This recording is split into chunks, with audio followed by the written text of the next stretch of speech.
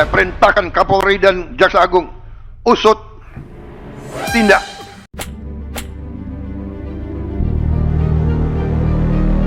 Assalamualaikum warahmatullahi wabarakatuh. Halo guys, selamat datang di channel Kabar Nusantara, informasi seputar berita di Nusantara. Di sini saya akan membagikan video mengenai demo DPR, kendaraan polisi melindas pengemudi ojol hingga tewas. Ada apa ini? Tanda seru. Wahai saudaraku sekeyakinan, mari subscribe channel saya. Jika Anda subscribe, maka otomatis Anda membantu saya. Dengan membantu orang lain, Anda bisa masuk surga. Loncengnya jangan lupa untuk mendapatkan informasi dan video menarik terbaru dari kami. Kami minta maaf apabila ada kata-kata yang salah dan kurang sopan, karena kami sebagai manusia biasa yang tidak luput dari salah dan lupa. Selamat menyaksikan. Demo DPR, kendaraan polisi melindas pengemudi ojol hingga tewas. Ada apa ini? Tanda seru. Muncul kemarahan dan keprihatinan yang meluas setelah kendaraan taktis milik Brimob melindas seorang pengemudi ojek online hingga tewas di tengah kerumunan massa aksi Kamis 28.08 malam. Insiden ini terjadi setelah massa mengambil alih aksi protes buruh di gedung DPR. Istana Kepresidenan dan para pejabat kepolisian meminta maaf. Insiden ini menimbulkan kemarahan publik dan muncul tuntutan di media sosial agar pucuk pimpinan kepolisian agar bertanggung jawab. Muncul pula seruan supaya kasus ini diselidiki hingga tuntas. Dan mulai ada ajakan untuk menggelar unjuk rasa memprotes tindakan berlebihan aparat polisi. Di sisi lain, sejumlah media kemudian memberitakan tentang latar belakang korban yang bernama Afan Kurniawan, 21 tahun. Disebutkan bahwa Afan adalah tulang punggung keluarga. Bersama 7 anggota keluarganya, dia tinggal di rumah kontrakan 3x11 meter di salah satu gang di Menteng, Jakarta Pusat. Wartawan BBC News Indonesia, Famega Syafira Putri, mendatangi rumah mendiang Afan di kawasan tersebut. Jenazah Afan disemayamkan di reruntuhan rumah kosong di dekat kontrakan keluarganya. Afan tinggal di sebuah rumah kontrakan 2 kamar di Menteng, Jakarta Pusat. Mereka membayar sewa 1,2 juta rupiah per bulan. 1 kamar dipakai Afan dan abangnya, 1 kamar lain untuk orang tuanya.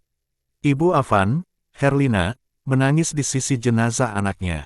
Saat politikus Anies Baswedan tiba untuk melayat, Herlina tiba-tiba menjerit histeris. "Anak saya sudah tidak ada, Pak," katanya berulang-ulang sambil menangis. Afan adalah anak yang baik dan pekerja keras, kata nenek Afan, Mu'zizah. Dia kerja dan bisa menyimpan uang sedikit-sedikit, kata Mu'zizah.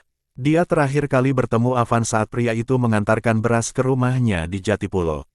Sekitar pukul 8.15 waktu Indonesia Barat, jenazah Afan sudah disemayamkan di depan rumah kontrakannya.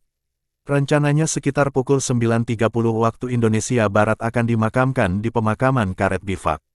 Di tengah situasi seperti itulah, Kamis 28.08 malam, Istana Kepresidenan langsung bereaksi. Istana Kepresidenan, melalui Menteri Sekretaris Negara Prasetyo Hadi, meminta maaf atas insiden tersebut. "Kami memohon maaf atas kejadian apapun yang sudah pasti tidak kita inginkan," kata Prasetyo Hadi D. Alam keterangan tertulisnya, Kamis 28.08 malam. Prasetyo mengatakan, pihaknya melakukan koordinasi dengan banyak pihak untuk memastikan situasi kondusif. Dia menyayangkan kejadian tersebut. "Kami secara khusus meminta kepada aparat kepolisian untuk tetap sabar dan melakukan tindakan pengamanan dan penuh kehati-hatian," katanya. Dia juga meminta aparat untuk menahan diri. Secara terpisah, Kapolda Metro Jaya, Irjen Asep Edi Suheri, menyampaikan permohonan maaf kepada pihak keluarga. Adapun pelaku penabrakan telah diserahkan kepada Divisi Propam, ujarnya dalam konferensi pers di rumah sakit Cipto Mangunkusumo, RSCM. Pada kesempatan yang sama, Kepala Divisi Propam Polri, Irjen Abdul Karim, mengucapkan turut berduka cita. Dia juga menyatakan akan melakukan penindakan dan proses seadil-adilnya. Menurut Irjen Abdul Karim, pelaku berjumlah 7 orang yang berada di dalam satu kendaraan taktis Brimob. Mereka diperiksa di Makobrimob di Kuitang, Jakarta Pusat. "Pelaku kita sudah amankan. Saat ini dalam proses pemeriksaan yang dilakukan tim gabungan Propam Mabes Polri dan Propam Korps Brimob P. Polri mengingat pelaku berasal dari Kesatuan Brimob Polda Metro Jaya, kata Irjen Abdul Karim. Dia menambahkan, ketujuh pelaku adalah Kompol C, Aibda M, Bribka R, Bribtu D, Bribda M, Baraka Y, dan Baraka J. Masih kita dalami perannya, siapa yang menyetir, masih kita dalami. Yang jelas ketujuh orang ini berada dalam satu kendaraan, kata Irjen Abdul Karim. Hingga Kamis 28.08 malam, ratusan orang beratribut ojek online mendatangi markas Komando Brimob di kawasan Kuitang, Jakarta Pusat. Video rekaman kendaraan polisi yang melindas pengemudi ojek online viral di dunia maya dengan sebagian besar warganet mengutuk aksi polisi. Berdasarkan rekaman video yang diterima BBC News Indonesia, tampak mobil rantis tersebut tetap melaju meski korban telah terkapar. Beberapa demonstran terlihat mencoba mengejar dan menghentikan mobil tersebut. Kapolri Jenderal Listio Sigit Prabowo meminta maaf atas peristiwa tersebut. Saya menyesali terhadap peristiwa yang terjadi dan mohon maaf sedalam-dalamnya, ujar Sigit kepada Kompas. Sebelumnya, mahasiswa dan elemen masyarakat mengambil alih aksi protes kelompok buruh yang digelar di gedung DPR, Jakarta, Kamis 28.08. Demonstrasi sempat ricuh saat aparat berupaya memukul mundur massa aksi. Pada Kamis 28.08 siang, sebagian besar buruh yang turun ke jalan sejak pagi telah meninggalkan lokasi demonstrasi di gedung DPR di Jakarta. Namun, pada pukul 13.47 waktu Indonesia Barat, sejumlah mahasiswa terpantau melakukan aksi jalan kaki dari Palmerah menuju gedung DPR. Para demonstran mahasiswa berunjuk rasa menentang fasilitas dan tunjangan mewah yang diberikan anggota DPR. Berdasar pantauan wartawan BBC News Indonesia di lapangan, pada pukul 15.17 waktu Indonesia Barat terlihat gelombang massa aksi berdatangan. Mereka berupaya merangsek ke barisan aparat kepolisian di sebelah kiri gerbang dan berusaha menerobos gerbang DPR. Saat itulah petugas kepolisian yang berjaga langsung menembakkan air untuk mengurai massa. Merespons halauan polisi, massa aksi kemudian membalas dengan melempari petugas dengan benda keras. Situasi memanas saat aparat kepolisian berupaya memukul mundur para demonstran. Tak lama kemudian, aparat melepaskan meriam air water cannon dari dalam gedung DPR membuat massa aksi berhamburan menyai. Berang jalan tol, pada pukul 15.35 waktu Indonesia Barat, massa mundur dari depan gedung DPR. Polisi kemudian membubarkan massa dengan membuat barikade dan mendorong mereka untuk menjauhi gedung DPR. Petugas keamanan terus memukul mundur massa pengunjuk rasa dari gedung DPR hingga ke kolong jalan layang Pejompongan Slipi, dekat stasiun Palmerah, sehingga massa menjadi terpecah. Hingga pukul 17 waktu Indonesia Barat, kericuhan masih terjadi di sekitar stasiun Palmerah. Sebagian dari mereka membalas tindakan aparat kepolisian dengan melempar kembang api dan batu atau benda keras. Sebagian dari mereka berpakaian bebas, sementara beberapa di antaranya mengenakan seragam sekolah. Polisi berulang kali meminta massa aksi untuk membubarkan diri. Mundur, massa diharapkan bubar, kata aparat yang berjaga. Jalur rel lintas Tanah Abang, Palmerah terdapat kerumunan massa.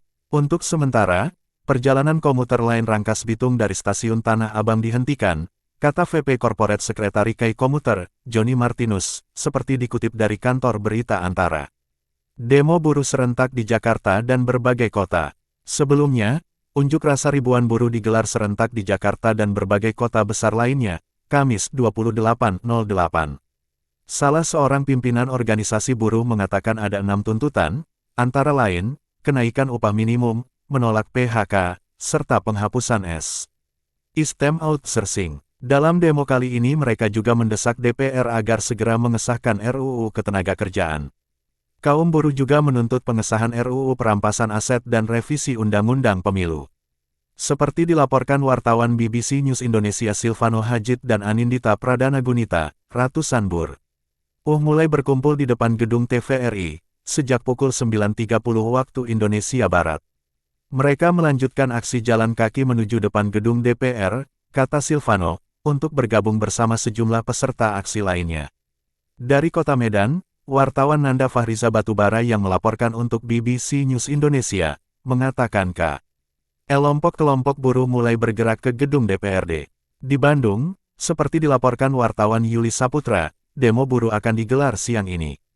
Mereka akan mendatangi gedung DPRD, kata Yulia, wartawan di Bandung, yang melaporkan untuk BBC News Indonesia. Dan di Semarang, wartawan Kamal melaporkan, aksi buruh akan digelar siang ini. Mereka bersiap-siap menuju ke gedung DPRD, kata Kamal yang melaporkan untuk BBC News Indonesia. Ada imbauan aksi buruh kali ini, setidaknya yang disuarakan polisi, agar berjalan, humanis, aman dan tertib. Pernyataan ini merujuk pada demonstrasi kelompok-kelompok masyarakat memprotes tunjangan anggota DPR yang berlangsung ricuh, Selasa, tanggal 26 Agustus silam. Polisi mengerahkan lebih dari 4.500 anggotanya guna mengamankan demonstrasi buruh di Jakarta. Mereka akan dibantu TNI. Apa saja tuntutan buruh? Salah satu buruh yang melakukan demonstrasi, Surmi, menegaskan mereka turun ke jalan demi menolak upah murah dan menuntut kenaikan upah. Harus naikkan upah murah karena upahnya DPR saja naik 3 juta rupiah sehari, ujar Surmi kepada wartawan BBC News In. Onesia, Silvano Hajid. Ia juga meminta DPR dan pemerintah mengesahkan Undang-Undang Ketenagakerjaan yang uji materinya baru saja dimenangkan di Mahkamah Konstitusi (MK) dan menghapus sistem outsourcing. Di tengah unjuk rasa, sejumlah buruh perempuan duduk beralas aspal. Mereka memakan sekepal nasi dengan lauk tempe, separuh telur, mie, dan sayur kangkung, menu seharga Rp10.000. Lebih dari itu, mereka tidak sanggup membeli. Titin Nurlinasari, salah satu buruh perempuan dalam makan bersama itu berkeluh kesah tentang pendapatannya sebagai buruh. Sebanyak 70% dari gajinya habis untuk membiayai sekolah kedua anaknya. Titin hanya menyimpan sedikit uang untuk keperluan harian, tak ayal dia harus meminjam uang kepada renten. Yang akhirnya membuat ia berhutang setiap bulan. Saya meneteskan air mata saat lihat DPR dikasih gaji dan tunjangan yang besar itu, sementara kami mau makan saja harus mikir. Bukan cuma saya yang mengalami, semua buruh juga, di mana perhatian negara buat kami. Petik 2. Usai menyampaikan tuntutan buruh dalam aksi di depan gedung DPR, Presiden Partai Buruh, Said Iqbal, mengungkit pernyataan Presiden Prabowo Subianto terkait penghapusan sistem outsourcing yang diklaim menjadi kebijakan pemerintahannya.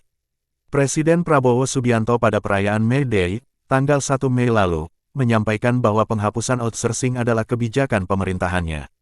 Tapi sayang, beribu sayang, Menteri Tenaga Kerja dan menteri lainnya tidak mencabut peraturan pemerintah nomor 35 tahun 2021 tentang pekerja alih daya, ujar Said Iqbal. Padahal, lanjutnya, putusan MK menyatakan pekerja alih daya sudah tidak ada, yang ada adalah jenis pekerjaan yang dibatasi. Sayangnya, hingga kini kebijakan itu belum dilaksanakan. Jadi jangan salahkan buruh mahasiswa turun ke jalan. DPR dan menteri yang tidak mau menjalankan apa yang disampaikan Presiden, tegas Iqbal. Merespons tuntutan pada buruh yang berdemo, Menteri Ketenagakerjaan Yasirli mengatakan penetapan upah minimum sudah ditetapkan lewat mekanisme yang ada. Hal itu dimulai melalui kajian-kajian yang melibatkan Lembaga Kerja Sama Tripartit Nasional, LKS Tripnas. Kalau upah minimum kan sudah ada mekanismenya, jadi artinya mekanismenya dimulai dari ada kajian-kajian yang dilakukan. Kemudian kajian itu harus meaningful participation, kita akan bawa ke LKS Tripnas, ujar Yasirli seperti dikutip dari detik.com. Saat dikonfirmasi apakah formula penetapan upah minimum 2026 akan sama seperti 2025, Yasirli enggan berkomentar. Namun, tahun lalu pemerintah menetapkan kenaikan upah minimum di semua provinsi naik sebesar 6,5%. Masih kita kaji formulanya, kita juga minta dari akademisi mengkajinya, jadi harus ada kajian-kajian yang secara akademis, kemudian dari situ baru kita tinjau. Saya belum bicara detail karena masih panjang prosesnya, sebutnya. Dia menambahkan, sudah ada masukan dari pemerintah, pengusaha, hingga buruh soal kenaikan upah minimum. Warga sipil ikut demo buruh. Tidak semua peserta aksi adalah buruh, salah satunya adalah Patihau Simanjuntak, warga Pematang Siantar, Sumatera Utara yang datang ke Jakarta sejak Rabu, 27.08. Patihau berdiri di tengah kerumunan massa buruh, nampak mencolok dengan bendera Mugiwara, simbol Jolly Roger kelompok bajak laut Luffy dalam animasi One Piece. Patihau kecewa dengan DPR yang selama ini tidak mendengar aspirasinya sebagai rakyat. Mereka kuncinya kebijakan, tetapi mereka yang berkhianat kepada rakyat, tutupnya. Dari sisi lain kerumunan massa buruh, Aster, warga Yogyakarta, datang sendiri untuk mengikuti unjuk rasa di depan gedung DPR. Aster menyuarakan ketimpangan antara pejabat dan rakyat. Saya kesini sengaja, dengan dana sendiri, saya harus ke DPR, harus bersuara, kekacauan ini harus berhenti di generasi saya, ungkap Aster. Jelang pukul 12 waktu Indonesia Barat, orasi di atas mobil komando masih bergema. Said Iqbal, Ketua Umum KSPI sekalik. Presiden Partai Buruh, menyentil para anggota Dewan. Jogetlah kamu di kamarmu, di ruang sendiri, boleh joget, tapi jaga hati rakyat. Beberapa peserta aksi mencoba untuk melakukan siaran langsung untuk menyebarkan momen demo buruh hari ini. Sebagian sudah tidak bisa melakukan siaran langsung lewat Facebook dan YouTube. Tidak ada opsi siaran langsung lagi yang biasanya bisa kami pencet, kata salah satu peserta aksi. Jelang siang, situasi di sekitar gedung DPR dalam aksi damai ini masih tertib, sementara jalan di depan DPR ditutup. UK menampung peserta aksi yang diperkirakan mencapai 1.000 orang.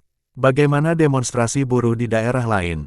Di Semarang, Jawa Tengah, ratusan massa yang mengatasnamakan Aliansi Buruh Jawa Tengah (ABJAT) geruduk kantor DPRD.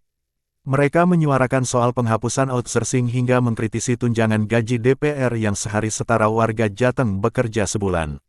Sekitar pukul 14 waktu Indonesia Barat massa aksi memadati depan Jalan Pahlawan, Kota Semarang. Massa langsung mengibarkan bendera Serikat Buruhnya sambil bernyanyi, kemudian melakukan orasi berantian. Bila perlu DPR tidak ada fungsinya, ya sudah dibubarkan saja. Karena buat apa memberikan uang kepada orang yang kerjanya hanya menghisap saja tanpa ada peduli dengan rakyat atau konstituennya.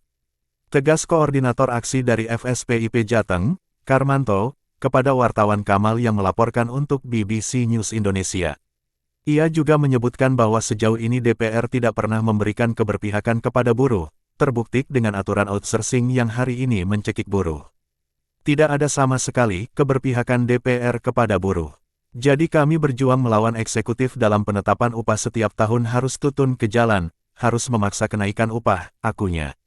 Manakala hal seperti ini terus terjadi ya, para wamen, para menteri, para legislatif dan eksekutif melakukan ketik praktik yang memalukan di hadapan rakyatnya, maka kami pun juga akan membalas dengan seruan kita tidak akan membayar pajak yang nanti akan dikorupsi, sambungnya.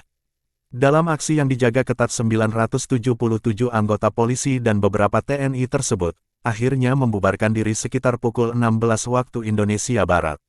Di Bandung, Jawa Barat, sekitar 100 orang massa dari berbagai serikat buruh di Jawa Barat menggelar aksi unjuk rasa di depan Gedung Sate, Jalan Diponegoro Kota Bandung, Kamis 28/08. Kami menuntut kenaikan UMK untuk di Jawa Barat adalah 8,5 sampai 10,5%. Terkait pajak kami meminta PTKP penghasilan tidak kena pajak dinaikkan menjadi 7,5 juta rupiah, kata Ketua Pengurus Daerah KSPI Jawa Barat, Dadan Sudiana, seperti dilaporkan oleh wartawan Yuli Saputra. Dadan menuntut pemerintah segera membentuk Satgas PHK seperti yang dijanjikan Presiden Prabowo Subianto pada saat peringatan Hari Buruh pada tanggal 1 Mei lalu.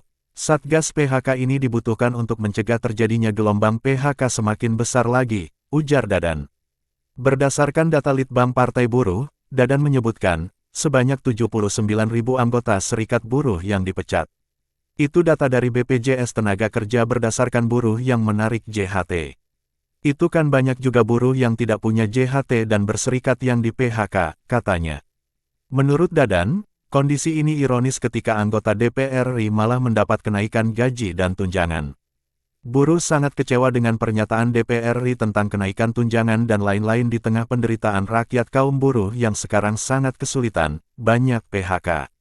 Ini sangat ironis, ucapnya, seraya menambahkan berbagai pajak juga membebani buruh. Dadan menambahkan, buruh terlalu banyak dibebani berbagai potongan pajak, mulai dari pajak penghasilan, pajak pesangon, dan pajak JHT. Itu kan sangat memberatkan. Bayangkan tabungan pekerja yang ditabung berpuluh-puluh tahun ketika kita ambil masih dipajakin juga, pesangon juga dipajakin, gaji kita dipajakin, karena gaji mereka anggota DPR kan dari pajak kita, makanya kita meminta PTKP ini untuk dinaikkan, imbuh Dadan. Kenaikan gaji dan tunjangan DPR, juga dikritik Estika, buruh perempuan dari Kabupaten Bandung Barat. Miris ya saya melihatnya, di saat upah minimum di Jawa Barat, seperti di kota Banjar itu di bawah 3 juta rupiah, sementara mereka tanpa rasa empati bilang 3 juta rupiah sehari itu gak ada apa-apanya. Bagi kami untuk mendapatkan 3 juta sebulan itu harus berdarah-darah dulu, ungkap Estika. Terlebih lagi, kata dia, buruh perempuan mengalami diskriminasi dalam urusan pajak. Ada diskriminasi yang saya alami sendiri. Selama ini buruh perempuan itu dianggap lajang, walaupun statusnya sudah menikah. Itu berimbas juga terhadap tunjangan yang kami terima. Kami tidak mendapat tunjangan keluarga, tunjangan anak. Jadi tetap dianggap lajang. Sementara pajak sendiri dipotong khusus, tidak disatukan dengan suami, sebutnya. Sementara, Yanto Sulistiantono, buruh outsourcing yang turut dalam demo menuntut penghapusan buruh alih saya tersebut. Ia mengatakan, telah berjuang menuntut hal itu sejak 2010. Hasilnya belum maksimal karena kebijakan-kebijakan yang ada di negara ini belum memihak buruh outsourcing, kata Yanto. Yanto ikut mengkritisi tunjangan dan upah anggota dewan yang tidak dipotong pajak. Sudah gajinya gede, pajaknya masih dibayari negara. Berbeda dengan buruh. Buruh sekarang THR pun kena pajak, bahkan pesangon ketika buruh di PHK atau masuk usia pensiun masih juga kena pajak pesangon. Petik 2. Itu berbanding terbalik dengan anggota dewan dan itu memang tidak adil, ungkap Yanto. Sementara itu, ratusan buruh yang tergabung dalam berbagai organisasi menggelar unjuk rasa damai di luar gedung DPRD Sumatera Utara, Kota Medan, Kamis 28/08. Selain menyampaikan tuntutan perihal kenaikan upah 10,5% dan program perumahan murah, buruh juga menyinggung tingkah laku para menteri serta anggota DPR RI. Di mata buruh asal Kabupaten Deli Serdang, Aceh Simamora, kelakuan sejumlah pejabat dan penyelenggara negara saat ini sudah keterlaluan dan terkesan amodal. Bukan hanya menelurkan kebijakan-kebijakan yang cenderung menderitakan rakyat kecil, mereka juga kerap mempertontonkan perilaku memalukan. Misalnya, kata Aceh, asyik berjoget ria tatkala pajak semakin tinggi dan pemutusan hubungan kerja di mana-mana. Menurut Aceh, tingkah laku itu tidak mencerminkan wakil rakyat, melainkan pelawak. Jijik, apalagi melihat Eko Patrio dan Uya Kuya, tidak cocok jadi DPR. Cocoknya lengserkan. Ahmad Sahroni juga, cocok mereka melawak saja, ujar Aceh. Selain kelakuan anggota legislatif, Aceh juga mengkritik ucapan-ucapan sejumlah menteri dalam kabinet Presiden Prabowo Subianto. Mulai dari Menteri Keuangan Sri Mulyani Indrawati hingga Menteri Pertanian Andi Amran Sulaiman. Masing-masing diketahui pernah melontarkan pernyataan kontroversial tentang gaji guru serta kenaikan harga beras. Tidak cocok kelakuan mereka, ujarnya. Bukan hanya Aceh, kecaman serupa juga disampaikan buruh lainnya, Erna Ningsih, 53. Menurutnya, kelakuan sejumlah pejabat sama sekali tidak mencerminkan penderitaan rakyat kecil. Itulah alasan dia jauh-jauh datang ke gedung dewan selain mendesak hak-hak kaum pekerja. Sebenarnya kami datang kemari bukan karena masalah buruh saja, tapi karena pejabat ini tadilah darah kami meledak. Ledak, kalau bisa hari ini juga dia diturunkan, ujar Erna. Menurut Ketua Partai Buruh Sumatera Utara Willy Agus Utomo, demo ini merupakan bagian dari aksi unjuk rasa serentak serikat buruh di seluruh Indonesia.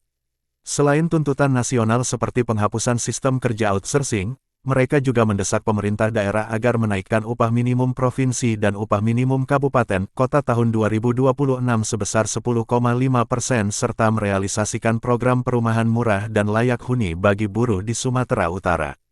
Kalau tuntutan kami tidak direalisasikan, maka kami akan demo setiap hari, ujar Willy. Aksi demo buruh di kota Medan berlangsung sekitar 2 jam dan berlangsung lancar. Aksi ini terlihat diawasi oleh puluhan personel aparat tanpa seragam. Setelah menggelar orasi beberapa saat, perwakilan DPRD Sumatera Utara, Abdul Rahim Siregar, muncul menemui massa. Anggota fraksi PKS Sumatera Utara ini berjanji akan menyampaikan berbagai aspirasi buruh. Saya mengapresiasi kawan-kawan buruh dan petani, ujarnya. Tanda hubung. Laporan tambahan oleh Yuli Saputra, Kamal, dan Nanda Batubara. Berita ini akan diperbarui secara berkala. Demikianlah video kabar Nusantara hari ini, yang bisa kami informasikan.